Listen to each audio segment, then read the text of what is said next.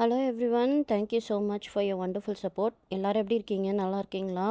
மொத்தமாக நம்ம சேனலில் 126 சப்ஸ்கிரைபர்ஸ் இருக்கீங்க. Thank you for those coders.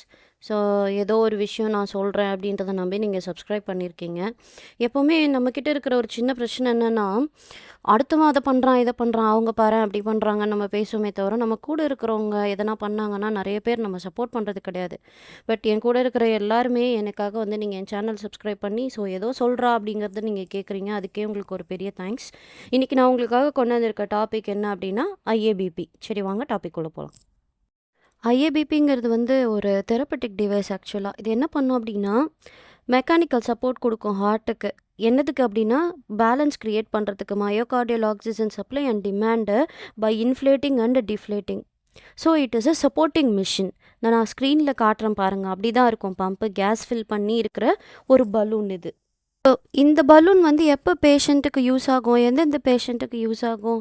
யூஸ்வலாக நம்மள எல்லாருக்குமே தெரிஞ்ச கண்டிஷன்ஸ் தான். கார்டியோஜெனிக் ஷாக்கு, அதுக்கப்புறமா வந்து failure to wean from the pulmonary bypass and stabilization of patient prior to the surgery.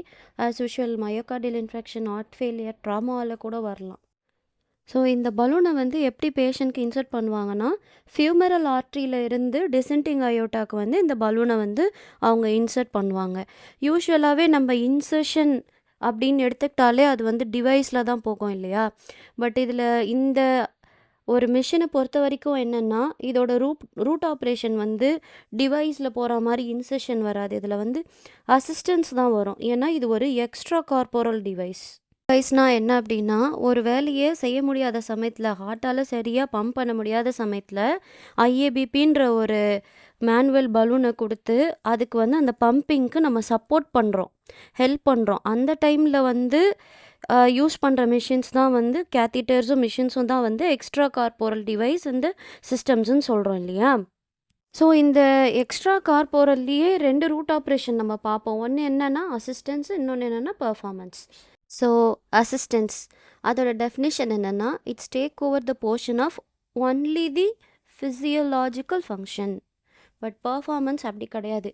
கம்ப்ளீட்டாக அந்த ஃபங்க்ஷனே வந்து அது டேக் ஓவர் பண்ணிக்கும். ஸோ அதுதான் வந்து பர்ஃபார்மன்ஸ்.